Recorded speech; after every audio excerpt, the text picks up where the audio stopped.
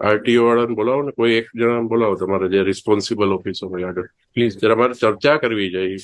You are please preventing me. my lords, I cannot, I can my lords. શું ચાલે છે તમારો આરટીઓમાં? તમારે ટ્રાન્સફર વ્હીકલ કરવા આવે, કેટલા ટાઈમે તમે ટ્રાન્સફર કરો છો વ્હીકલ? ઓનરશિપ ઓનલાઈન કરે કોઈ એપ્લિકેશન?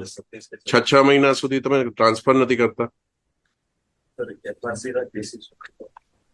ભાઈ તમને ખબર છે મોટર વ્હીકલ એક્ટમાં પ્રોવિઝન શું છે? ઓનર કોણ ગણાય? જેના નામે વ્હીકલ હોય એ ગણાય. આજ કોઈ માણસ વેચી દે પછી શું? તમે 6 મહિના સુધી ટ્રાન્સફર ન કરો ત્યાં સુધીમાં એક્સિડન્ટ થાય તો હુ ઇઝ રિસ્પોન્સિબલ? આરટીઓ. કેમ તમારે એટલે એમાં એજન્ટને રાખે અને તો જ થાય કામ, એવું છે તમારે? કેમ પબ્લિકને તકલીફ કેમ પડે છે? સેમ ડે તમારે ઓનલાઈન હોય છે, ઓનલાઈન અપડેટ કરો છો. 6 મહિના સુધી ટ્રાન્સફર નથી થતા તમારા વ્હીકલ. સપોઝ હસબન્ડ કોઈ ગુજરી જાય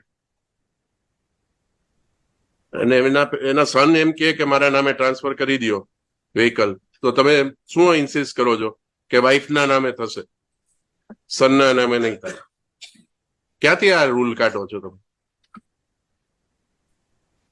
પબ્લિકને હેરાન કરવાના, હેરાન થાય એટલે એજન્ટને પકડે, એજન્ટ તમને કઈ લાભ કરી આપે પછી જ તમે કરો છો. બધું કહેવાનું જ ઓનલાઈન છે.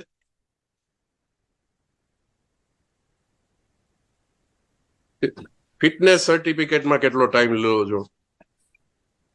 ક્યારેય ચેક કરો છો રોડ ઉપર જઈને કે ફિટનેસ સર્ટિફિકેટ કેટલાનું છે? કેટલી રિક્ષાઓ અમદાવાદમાં ફરે છે જેમાં એના સર્ટિફિકેટ નથી, પરમિટ નથી? તમે બેસીને ખાલી એક એજન્ટ સાથે તમારું લાયઝન કરવાનું?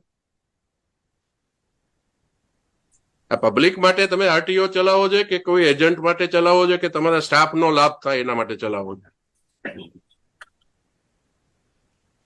પેમેન્ટ તો આ કરે છે ને ગવર્મેન્ટ, પગાર તો તમને આપે છે ને ટાઈમસર. કેમ માણસોને મુશ્કેલી પડે? ઓનલાઈન થાય તો સેમ ડે થવું જોઈએ.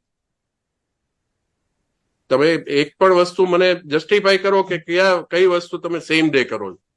લાયસન્સ ટ્રાન્સફર કરવાનું હોય કે લાયસન્સ રિન્યુ કરાવવાનું હોય તો એ 15 દિવસ, મહિના દિવસ સુધી તમારે ત્યાં પડી રહી. શા માટે?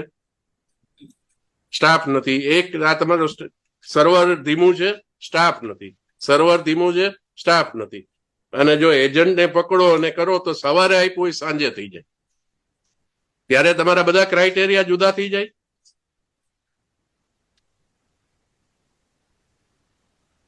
તમારે સુધારો કરવાનો હોય તો નહીતર અમારા ઓર્ડરમાં અમે લખવાના જ છીએ. આ તો બધું ચાલે જ નહીં. એકદમ અંધેર તંત્ર છે તો. અને તમને એવું છે કે પબ્લિકને જેટલા હેરાન કરો એટલા પૈસા, જે ડિપાર્ટમેન્ટને સત્તા આપી છે એને હેરાન કરો એટલા પૈસા વધારે આપણને મળે. ગવર્મેન્ટને નહીં, જે કામ કરતા હોય એનો લાભ વ્યક્તિગત તમે જુઓ. Otherwise there is no purpose. તમારી પાસે કામ આવે તો સવારે આવે તો સાંજે કેમ ન થઈ જાય? બીજા દિવસે એક રિઝનેબલ ટાઈમ 24 કલાક, 48 કલાક. 6 મહિના તમને, મારી પાસે દાખલો છે, મારા નજીકના સગાનો દાખલો છે. 6 મહિના સુધી એમનું એક્સેસ જેવું વ્હીકલ ટ્રાન્સફર નથી કરતા.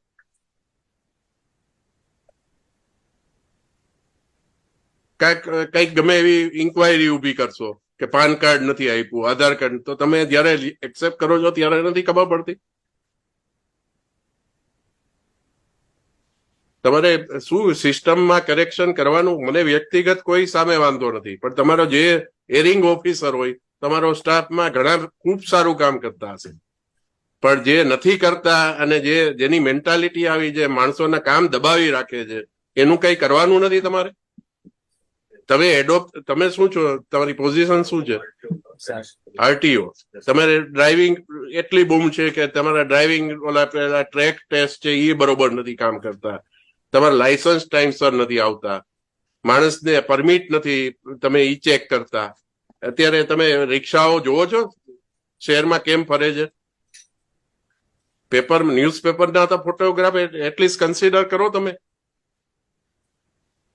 કઈ રીતે હોય છે? બહાર પેલા દફતર લટકાયેલા હોય છે, 10 પેસેન્જર ભર્યા હોય છે, તમે કઈ રીતે પરમિટ કરો છો? મારુતિ વાહનમાં કેટલા ભર્યા હોય છે? અહીંયા તમે ઇસ્કોન સર્કલ ઉપર ક્યારેય જોયું છે તમે? તો પોલીસ ડિપાર્ટમેન્ટનું તો હવે મને કઈ કહેવા જેવું જ નથી રહ્યું. ત્યાં ઓલી પેલી પ્રાઇવેટ કાર ત્યાંથી જતી હોય, ત્યાં પેસેન્જર ભરવા રસ્તા વચ્ચોવચ્ચ ઉભા હોય, એની બાજુમાં એસટી બસ ઉભી રહી, એની બાજુમાં ટ્રાવેલ્સની બસ ઉભી રહી, એટલે પબ્લિકે જવાનો રસ્તો જ નહીં. એક બાજુ લારીઓ ઉભી હોય. પબ્લિકને તમે શું સમજીને બેઠા છો કે કોઈ માણસ આવીને બળવો કરશે ત્યારે જ તમે કંઈક કરશો? સત્તા છે તો તમે એનો સદુપયોગ શા માટે નથી કરતા? આ તમારું ફંક્શન છે. અમારે આવીને તમને આ સમજાવવાનું હોય કે લેક્ચર આપવાનું હોય? આ કોઈ તમે ઇન્સ્યોરન્સ ક્લેમમાં જોવો છો તમે કે પરમિટ નથી એટલે અમારે એમની જવાબદારી ન થાય ઇન્સ્યોરન્સ કંપનીની. પેલું લાયસન્સમાં ખામી છે એટલે જવાબદારી ન થાય. ફિટનેસ સર્ટિફિકેટ નો કઈ ઇસ્યુ ઉભો કરે તો જવાબદારી. તો આ જે માણસોના જીવ છે એની કઈ કિંમત જ નથી. સરકારની જવાબદારી શું? રાજ્ય સરકારની જવાબદારી તો કઈ હોય ને. તમે રાજ્ય સરકારનું જ અંગ છો ને, અને આપણે પબ્લિક સર્વન્ટ છીએ, પબ્લિકની સેવા કરવાની. તમે આંકડાઓ આપે રાખો છો કે અમે આટલા કેસ કર્યા, આટલું આમ કર્યું, આ ડ્રાઈવ ચલાવી. ડ્રાઈવ શું કામ ચલાવવી પડે? આ તમારું 365 ડેઝ નું કામ છે. કેમ કંટ્રોલ ન હોય, કોઈને ધાક ન હોય કે આજ માણસને ખોટું કરતા બીક ન લાગતી હોય? કારણ કે એમાં ખોટું કરાવો છો, એનો લાભ લ્યો છો અને ચાલવા દો છો.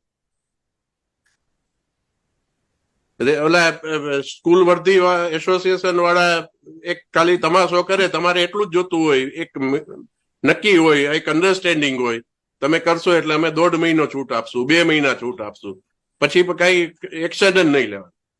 કારણ કે તમને બધાને એમાં ફાયદો થાય કોઈક ને કોઈક. અધરવાઇઝ શું રીઝન છે? તમારી ડ્યુટી છે, કેમ ડ્યુટી નથી કરતા?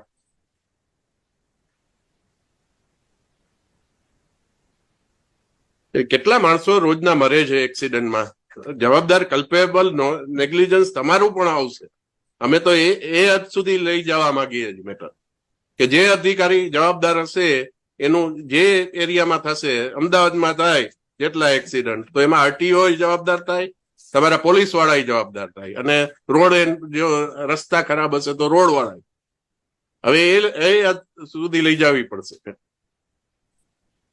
અધરવાઇઝ કોઈ ચેન્જ આવશે જ નહીં. તમને કોઈ જવાબદારી, કોઈ પણ જાતનું, તમારે એ લક્ઝરી બસો ગમે તેમ ફરતી હોય, તમે કોઈ દિવસ ચેક કરો છો? કોઈ દિવસ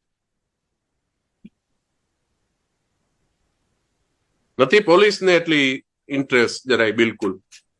કાલા કૂતા, ધોળા કૂતા જે ચાલતું હોય તમારું, આ બધું તંત્ર આપણે ચલાવવાનું. તમારી સિસ્ટમ ક્યારેય સુધારવાની નથી. સામાન્ય માણસ કેટલો હેરાન થાય છે. તમે જો ટ્રાફિકના કેટલા પ્રશ્નો થાય છે, કારણ કે આ બેફામ રિક્ષાઓ થઈ ગઈ છે. તમે કોઈ દિવસ એનો કઈ કંટ્રોલ કરવાનું વિચારો? ચાલે લોજિકલી, તમે લેજિટિમેટલી જે પણ તમે પરમિટ આપી હોય ને ચાલતી હોય, અને એ પણ નિયમ અનુસાર, તો બરોબર. બસો છે તો એ તમે નિયમ અનુસાર ચાલે તો તમારે કઈ વાંધો નહીં. તો એને પાર્કિંગ નું કઈક હોય, આ તે જે ઓથોરિટી તમારા જ્યુરિસ્ડિક્શનમાં જેટલું આવતું હોય એટલું તમારે કરવાનું. પોલીસે કઈ કરવાનું? પોલીસને તો કઈ ધ્યાન જ નથી આવતું કે શું થઈ રહ્યું છે. My lords, in our reply, my lords, we have incorporated that what are the actions taken in the recent past. મને એમાં તમારી ડ્રાઈવ છે ને, એ તો આંખમાં ધૂળ નાખવાનો કામ છે. તમને કેવું પડે કે તમે આવું એક્શન લ્યો, અને એ ફિગર ઉભા કરવા માટે તમે ખાલી એક કરો છો.